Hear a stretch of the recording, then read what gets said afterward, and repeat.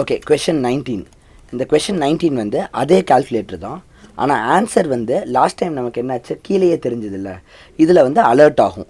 So அப்போ என்ன பண்ணியிருப்பாங்கன்னு பார்த்தீங்கன்னா, ரிசல்ட்டை கண்டுபிடிச்சிட்டு ரிசல்ட்டை வந்து நமக்கு லாஸ்ட் டைம் டிஸ்பிளே பண்ணாங்களே கீழே ஒரு டெக்ஸ்ட் பிளாக் வச்சுட்டு, இதில் அந்த டெக்ஸ்ட் பிளாக்கே இருக்காது. அதுக்கு பதிலாக இதில் என்ன பண்ணிடுவாங்கன்னா அலர்ட் பண்ணிடுவாங்க.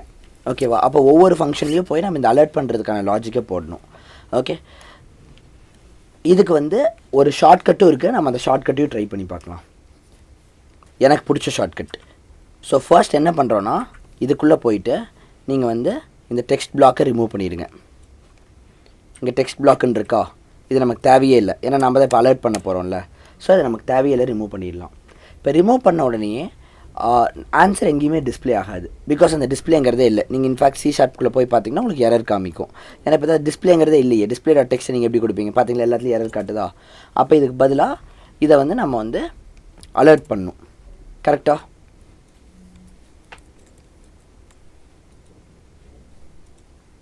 ஸோ இந்த இடத்துல போய் அலர்ட் பண்ணுவோம். உங்களுக்கு எப்படி அலர்ட் பண்ணுறதுன்னு தெரியும்ல.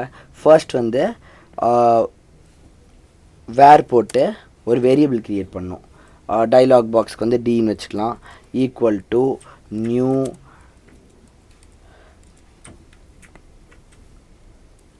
Content dialog. ஞாபகம் இருக்கா?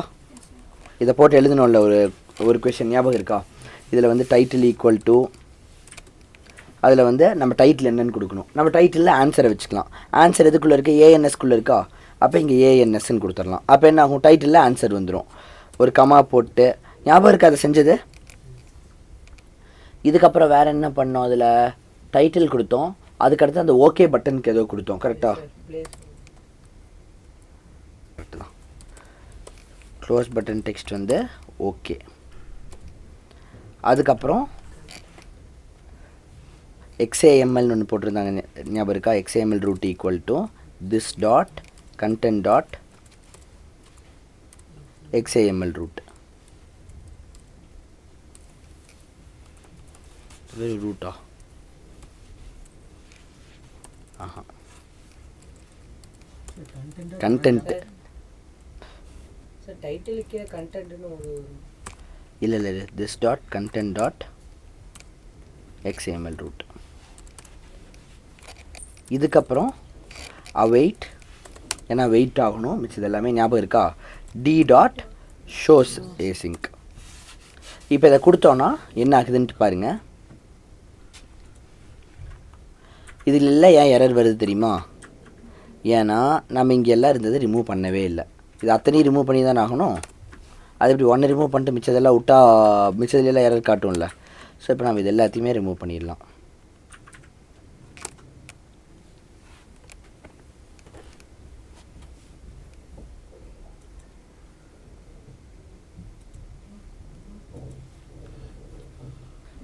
ஓகே, இப்போ பாருங்கள். இப்போ 12 டிவைடட் பை 4 போட்டுக்குவோம். ஸோ 12 4 போட்டுக்குவோம். ஆட் பண்ண என்ன ஆன்சர் வரணும்? வருமா? வராது. மைனஸ் பண்ணால் வராது. இன்டூ பண்ணால் வராது. டிவைட் பண்ணால் வரும். ஏன்னா நம்ம டிவைடுக்கு மட்டும்தான் எழுதியிருக்கிறோம். ஞாபகம் இருக்கா?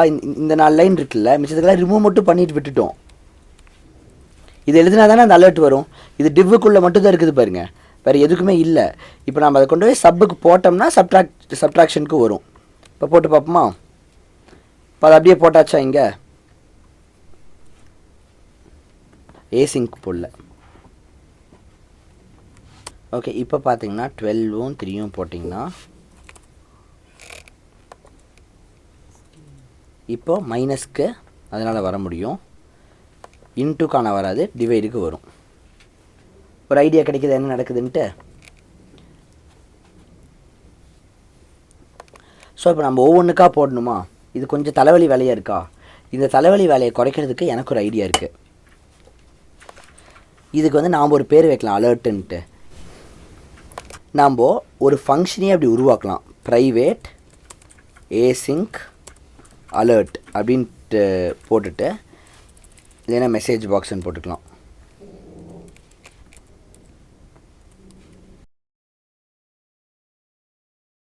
இதுக்குள்ளே இந்த கோட் எல்லாத்தையுமே போட்டுடலாம்.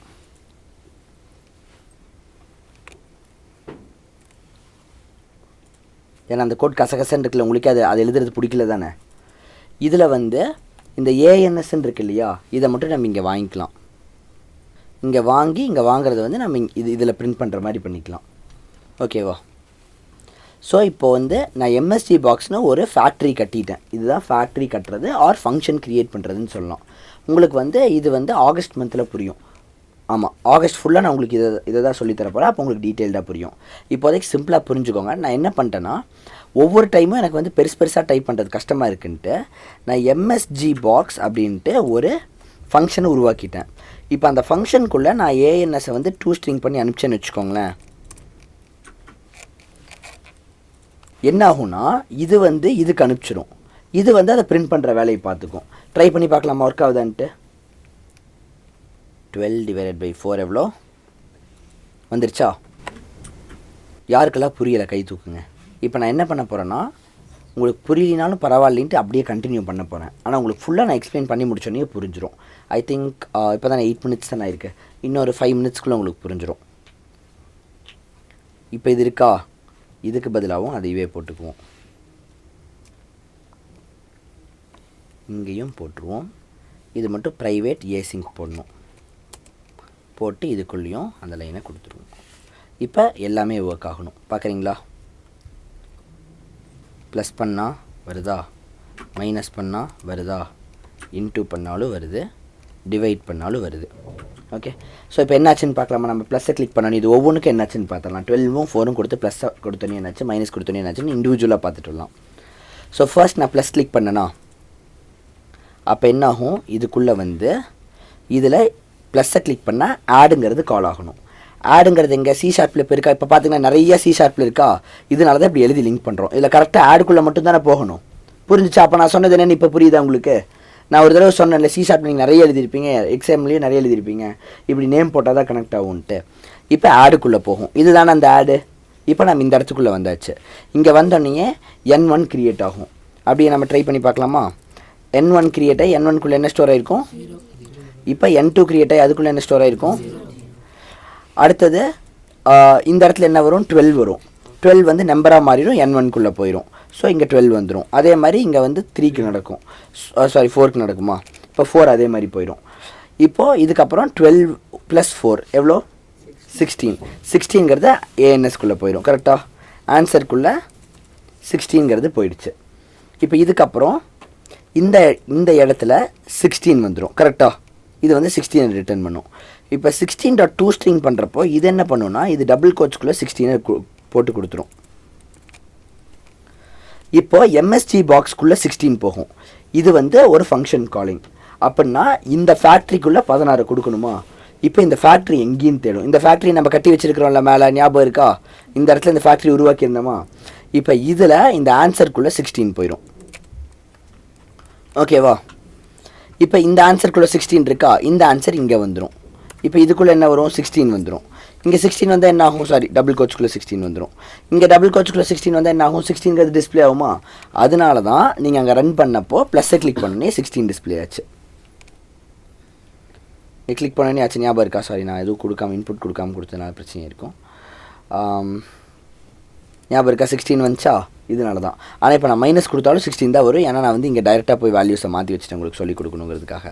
புரிஞ்சுதான் என்னென்ட்டு? இப்போது அது வந்து ப்ளஸ்ஸை கிளிக் பண்ணால், அதுவே மைனஸை கிளிக் பண்ணால் ப்ளஸ்ஸுக்குள்ளேயே வராது. அதுக்கு பதிலாக மைனஸ்க்கு நம்ம ஒரு கோடு எழுதியிருக்கோம், சப்புன்னு. ஞாபகம் இருக்கா?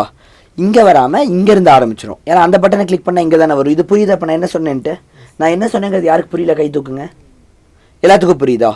ஸோ நான் மைனஸுங்கிற பட்டன் இங்கே வந்து இந்த பர்டிகுலர் பட்டனை கிளிக் பண்ணேன்னா அதுக்கு வந்து சப்பை தான் நம்ம எழுதி வச்சுருந்தோம். ஞாபகம் இருக்கா? இதில் XAML வந்து இங்கே மைனஸ்க்கு சப்பை தான் கிளிக் பண்ணியிருக்கோம். அப்போ நீங்கள் மைனஸை கிளிக் பண்ணிங்கன்னா அது நேராக சப்புக்கு வந்து இந்த லைன்லேருந்து லைன் பை லைன் வரும். உங்களுக்கு இது வரைக்கும் என்ன ஆகும்னு உங்களுக்கே தெரியும். இந்த லைன் ரீச் ஆனோடனே 2 மைனஸ் ஆகி 8ன்னு வந்துடும். இப்போ இந்த இடத்துல 8 போகும். புரியுதா இப்போது? அப்போ 8ஓட 2 ஸ்ட்ரிங் என்ன? இப்படி 8.